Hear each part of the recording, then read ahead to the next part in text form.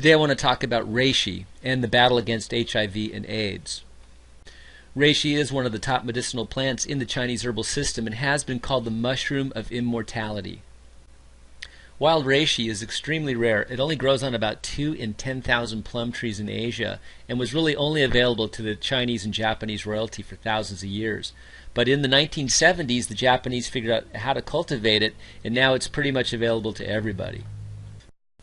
The Latin name for reishi is Ganoderma, and the potent red variety is called Ganoderma lucidum. In China it's known as lingji, and it's also known in Japan as manentaki. Reishi is widely used for its anti-aging and longevity properties and is known as an overall tonic which helps the entire body system function better. Reishi is non-toxic and there are few known side effects. Interference with other drugs could be possible, especially with immune suppressants, because reishi does stimulate the immune system. And because it's been well documented of reishi's ability to strengthen the immune system, it is also known as the Great Protector. The active components of reishi include both beta-glucan polysaccharides and triterpenes in the form of ganodermic acid. These active components are found in the fruiting body of the mushroom, or the above ground part, and also in the mycelium, which is the underground filaments that connect to other mushrooms. And it's now being shown that the spores can contain up to 70 times the amount of these active constituents.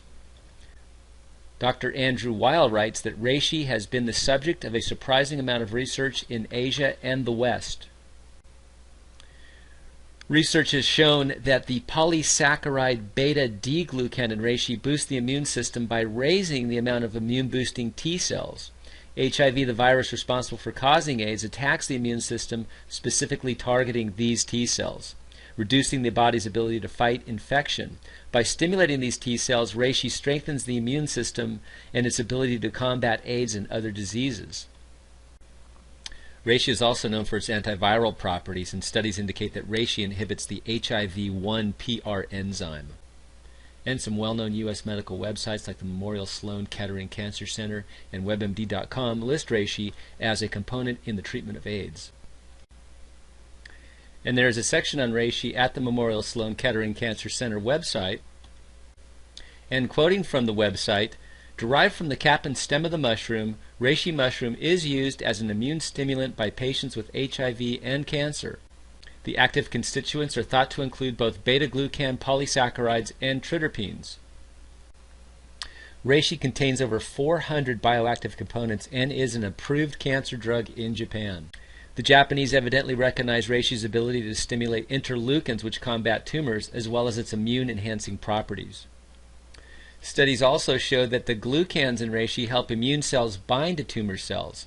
Another substance in reishi called canthaxanthin slows down the growth of tumors according to the Prescription for Dietary Wellness by Phyllis A. Balch and other experts. There have been numerous medical journals published in the U.S. National Library of Medicine which have shown reishi to be effective.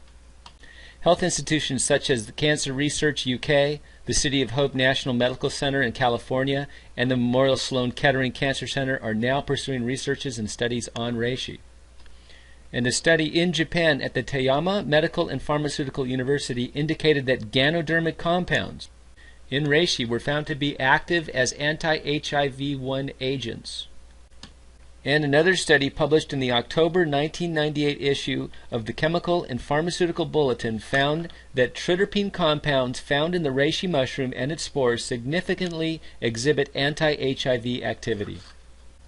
I have put links to these studies on the information section of this YouTube page.